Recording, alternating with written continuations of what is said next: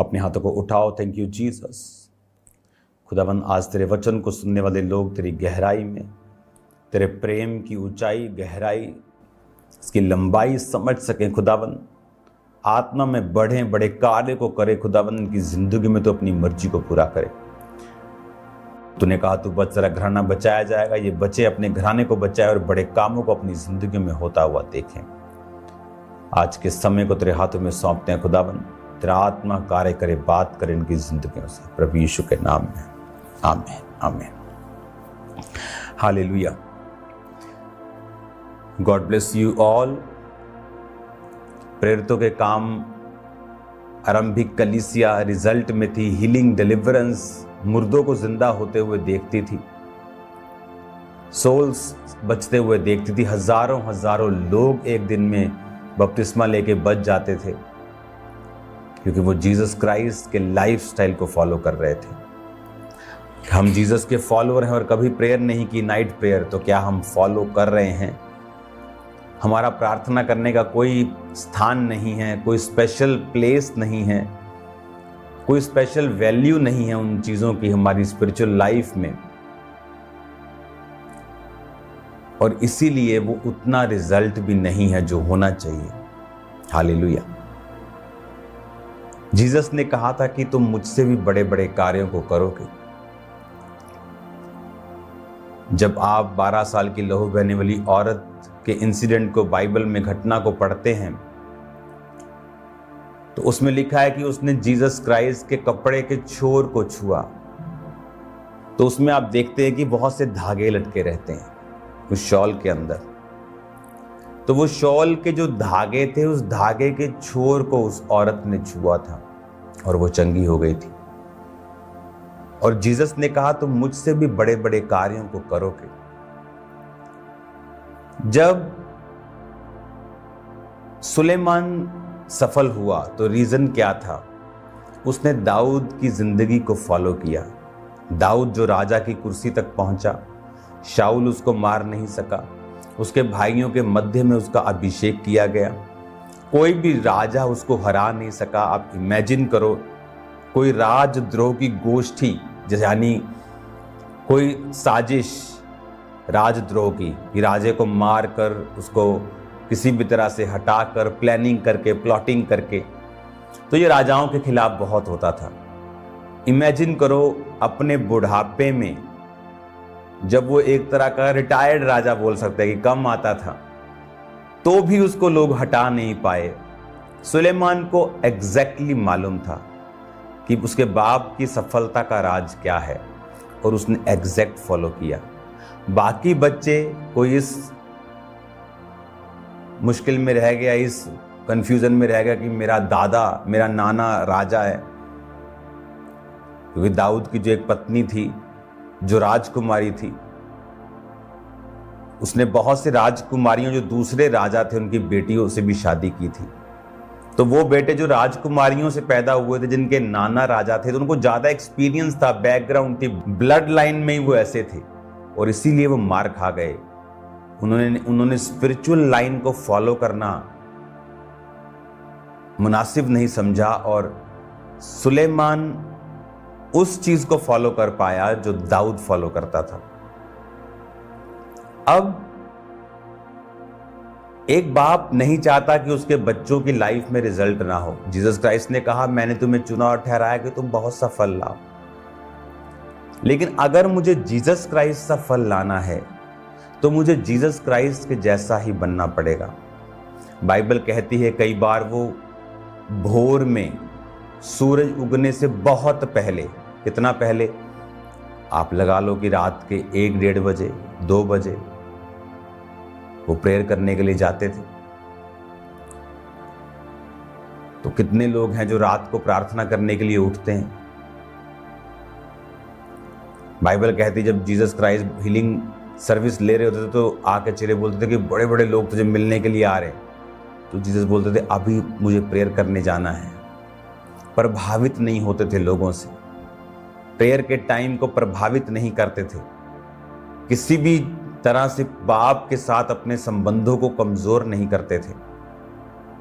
और हमारे कितने लोग हैं जो रोज प्रेयर करने के लिए जाते हैं, कितने लोग हैं जो अलग ताई में प्रार्थना करने के लिए जाते हैं। वो बच्चा रो रहा है जी, वो फलाना हो रहा है जी, वो बड़े होके आपको रुलाएंगे अगर आप अब परमेश्वर के पास नहीं जाएंगे। तो संसारिक रुकावटों को तोड़कर, इग्नोर करके, उन पर पांव रख के, उन पर कब्जा करके, उन पर फतह पाके आपको प्रेयर लाइफ को स्ट्रॉन्ग करना है। अदरवाइज वो रिजल्ट जब आपकी लाइफ में नहीं होता तब डाउट आता है, पाप आता है, शैतान की प्लानिंग और प्लॉटिंग फिर आपकी लाइफ में स्टार्ट होती है। जब सुलेमान ने अपने बाप को फॉलो किया, अब जीसस क्राइस्ट के उस कपड़े से जब औरत चंगी हुई तो चेले जो थे 3.5 साल वो परमेश्वर के साथ रहे। वही लाइफस्टाइल चेलों का था और वही इंपार्टेशन आगे विश्वासियों में होती रही, क्योंकि जो चेले करते थे, जो पास्टर करता है, उससे ज्यादा लोग नहीं कर सकते। तो जब इंजन ही 200 पे है तो डब्बे 220 पे कैसे चले जाएंगे? जो उनको सिखाया ही नहीं जाएगा क्या करना है तो वो कैसे आगे बढ़ेंगे? तो वो कलीसिया में प्रेरितों से जो इंपार्टेशन हो रही थी वो सब लोग उसे फॉलो कर रहे थे, और लिखा एक ग्रेट रिजल्ट और एक ग्रेट बेदारी, हीलिंग्स, डिलीवरेंसेस, साल्वेशन, हजारों बपतिस्मे एक एक दिन में होते थे। आज कितने बपतिस्मे आप देते हो हफ्ते में? एक भी नहीं। महीने में कितने? 3, 4। क्या आपको लगता है कि ये परमेश्वर की ओर से है? क्या आपको लगता है कि उसने ये कहा है कि मैं तुम्हें चुनता हूं, ठहराता हूं कि तू थोड़ा सा फल लेके आए? उसने ये नहीं कहा। बात मसे की कमी है, बात अभिषेक की कमी है। बात यह है कि हम अपनी कमियों को वचन की शिक्षा की आड़ में छुपाना चाहते हैं, और परमेश्वर ये नहीं चाहता। अब प्रेरितों के काम 19 और उसके 11 में लिखा, परमेश्वर पौलुस के हाथों से सामर्थ के अनोखे काम दिखाता था, यहां तक कि रुमाल अगोछे उसकी देह से स्पर्श कराकर बीमारों पर डालते थे और उनकी बीमारियां जाती रहती थी और दुष्ट आत्माएं उनमें से निकल जाया करती थी। अब जब फॉलो जीसस क्राइस्ट को किया, अब जब मेरा मालिक, मेरा बाप जीसस क्राइस्ट है, मैं उसी के जैसे चल रहा हूं, तो उसी के जैसे रिजल्ट भी मेरी लाइफ में होंगे। अब बाइबल कहती है कि परमेश्वर पौलुस के हाथों से सामर्थ्य के अनोखे काम दिखाता था कि रुमाल अगोछे उसकी देह से, उसकी बॉडी से स्पर्श करा के लोग बीमारों पर रखते थे, बीमार चंगे हो जाते। ये क्या था? ये वही रिजल्ट था जो जीसस क्राइस्ट की लाइफ में था। और वो कहता है कि मेरे बच्चों, मैं तुम्हें चुनता ठहराता हूं, क्या तुम मुझसा बड़ा सा फल लेके आओ और तुम्हारा फल जो है वो बना रहे। ये परमेश्वर का प्लान है, ये उसकी इच्छा है। और इसीलिए बाइबल कहती है पौलुस उसको एग्जैक्ट फॉलो करता था। अगर आप बाइबल ध्यान से पढ़ेंगे तो आप पाएंगे कि पौलुस जो था वो प्रेयर करने के लिए अलग स्थानों में जाता था। बाइबल कहती है एक बार पौलुस प्रेयर करने के लिए शहर से बाहर जा रहा था, प्रेयर करने के लिए, जस्ट फॉर प्रेयर, नदी के पास। और जब वो प्रार्थना करने के लिए बाहर जा रहा था तो उसे एक औरत मिली और उसने वचनों को सुना। और जब उसने वचनों को सुना तो उसने अपना जो जीवन था वो परमेश्वर को दिया। हालेलुया। अब प्रेरितों के काम 16 उसकी 13 में लिखा, सब्त के दिन हम नगर के फाटक के बाहर नदी के किनारे ये समझकर गए कि वहां प्रार्थना करने का स्थान होगा, और बैठकर उन स्त्रियों से जो इकट्ठी थी बातें करने लगे। और लुदिया नामक थुआतीरा नगर की बैंजनी वस्त्र बेचने वाली एक भक्त स्त्री सुन रही थी। प्रभु ने उसका मन खोला कि वह पौलुस की बातों पर चित्त लगाए। जब उसने अपने घराने समेत बपतिस्मा लिया तो उसने विनती की, यदि तुम मुझे प्रभु की विश्वासनी समझते हो तो चलकर मेरे घर में रहो, और वो उनको ले गई। अब प्रार्थना करने का स्थान ढूंढने के लिए वो नगर से बाहर गए, और क्या हुआ? सोल्स बची, रूहें बचाई गई।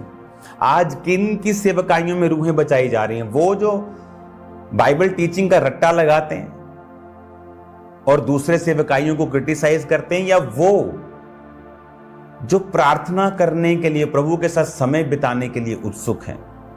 वो समय बिताने के लिए जा रहा था, लेकिन रास्ते में क्या हुआ? साल्वेशंस हो गई। बड़ी बड़ी अमीर औरतों की साल्वेशंस हो गई। अमीर औरत है तो प्रभाव डालेगी लोगों पे जाके, तो परमेश्वर ने उसके जरिए से रूहों को बचाया। परमेश्वर जब पतरस और यूहन्ना प्रेयर करने के लिए जा रहे थे तो लंगड़े को चंगा किया, सोल्स भी बची, लंगड़े भी चंगे हुए। कब? जब प्रेयर करने के लिए जा रहे थे। आज जब प्रेयर करने का इंपॉर्टेंस, उसका स्थान मेरी लाइफ में, आपकी लाइफ में अगर नहीं है तो वो रिजल्ट भी नहीं होता। अब जब प्रेरितों के काम पढ़ते हैं कि रुमाल गोचे पौलुस की देह से छुआकर जब बीमारों पे लगाते थे, अगर आज पौलुस ऐसा करता तो सो कॉल्ड बाइबल जो टीचर्स हैं वो उनके पीछे लग जाते और बोलते ये तो शैतान है, ये तो दुष्ट आत्मा का काम है।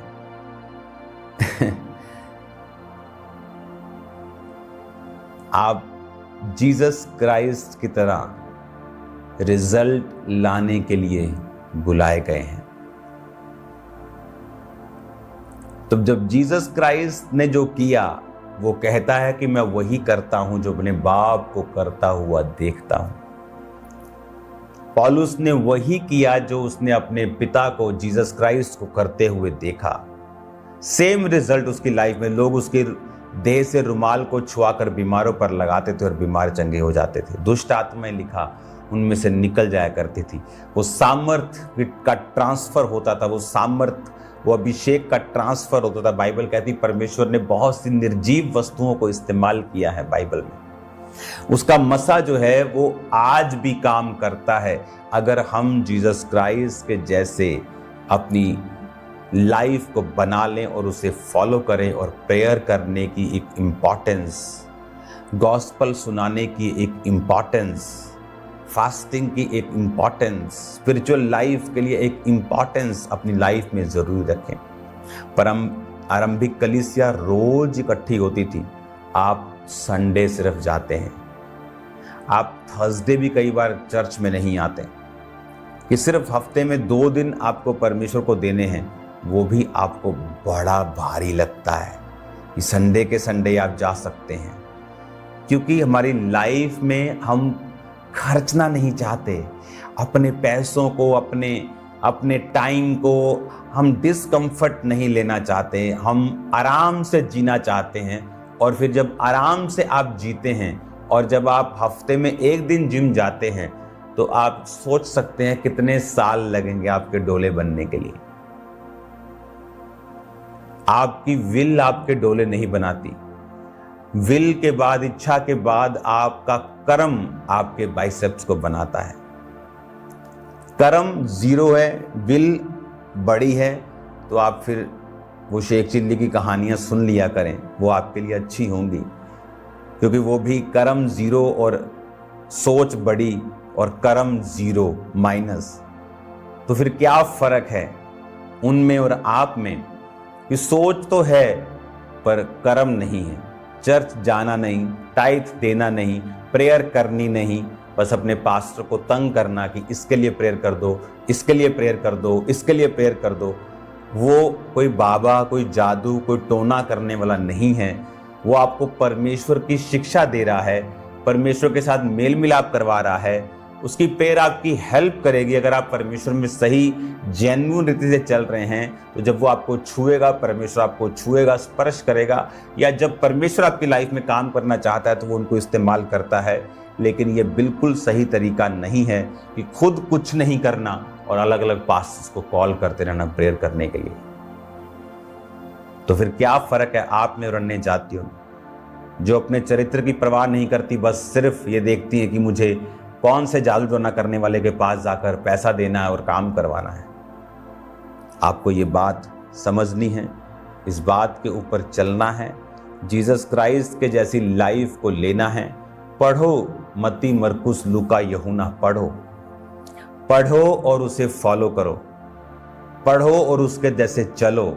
प्रेरितों के काम पढ़ो, 1 कुरिन्थिया, 2 कुरिन्थिया पढ़ो, रोमियो पढ़ो, पौलुस की सारी पत्रियां पढ़ो और उसको फॉलो करो एग्जैक्टली। आप देखेंगे आपकी लाइफ में फिर रिजल्ट आएगा।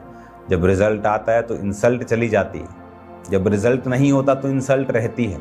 या तो रिजल्ट रहेगा या तो इंसल्ट रहेगी, आपने चुनना है। या तो शैतान रहेगा या परमेश्वर, न्यूट्रल कुछ नहीं होगा, बैलेंस कुछ नहीं होगा ऐसा कि शैतान भी नहीं है और परमेश्वर भी थोड़ा बहुत नहीं है, ऐसा नहीं होगा। या तो पूरा शैतान है या तो परमेश्वर है। आपको फॉलो करना है प्रभु को, उसके जैसे लाइफस्टाइल को, आप सेम नहीं रहेंगे। आप ब्लेस हैं यीशु के नाम में। ये वचन आपको खुश करने के लिए नहीं है, ये वचन आपको सीधा करने के लिए है। ये कड़वा हो सकता है लेकिन आपकी लाइफ को सेम नहीं रहने देगा। आमीन। God bless you all. बहुत से लोग, मैं फिर आपको बता रहा हूं, अपनी लाइफ में फुली फल नहीं ले पाते क्योंकि वो लोगों को खुश करना चाहते हैं। अगर आप लोगों को खुश करते रहेंगे आप फल नहीं लाएंगे।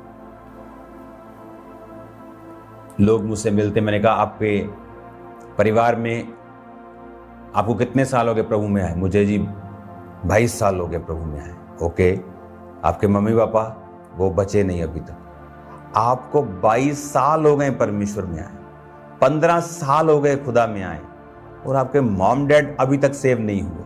नहीं, क्यों? कहाँ जाते हैं? किस संगति में जाते हैं? हाँ, हमारे घर के पास है। हम अगर कहीं और जीवित चर्च में जाते तो हमारा पास्टर नाराज होता है। इसीलिए तुम्हारे मॉम डैड सेव नहीं हुए, क्योंकि तुमने जीसस क्राइस्ट की कॉलिंग को नहीं, तुमने एक व्यक्ति की कॉलिंग को पकड़ा। वो नाराज ना हो इसीलिए तुमने ऐसा किया, और इसीलिए तुम्हारे फैमिली की साल्वेशन और बरकतें अभी तक रुकी हैं, क्योंकि जीसस क्राइस्ट प्रसन्न नहीं जब हम शरीर को फॉलो करते हैं, स्पिरिट को फॉलो करते हैं। हमारी लाइफ में परमेश्वर काम करता है। इसलिए पौलुस ने कहा, अगर मैं सब मनुष्यों को ही प्रसन्न करता रहता तो मसीह का दास ना होता। क्राइस्ट को फॉलो करें, जीवित चर्च में जाएं। आपको खर्चा करना पड़े, आपको फाइट करनी पड़े, लेकिन उसका रिजल्ट फिर आपकी लाइफ में होगा। रिजल्ट आएगा इन जीसस नेम। हालेलुया। अपने मेंटर को मिलना जरूरी नहीं, सुनना बहुत जरूरी है। अगर आप शिक्षा सुन सकते हैं, आप फिजिकली एक चर्च में जाके आप सुसमाचार टीम में हैं, आप शिक्षा सुन रहे हैं, आप सेम नहीं होंगे। आप ब्लेस होंगे, आप ब्लेस होंगे यीशु मसीह के नाम में। अपनी आंखों को बंद करो, अपने हाथों को उठाओ। खुदावंद आपको बरकत दे, वो आपको ब्लेस करे, वो आपकी हदों को बढ़ाए, प्रभु यीशु मसीह के सामर्थी नाम में। आमीन, आमीन।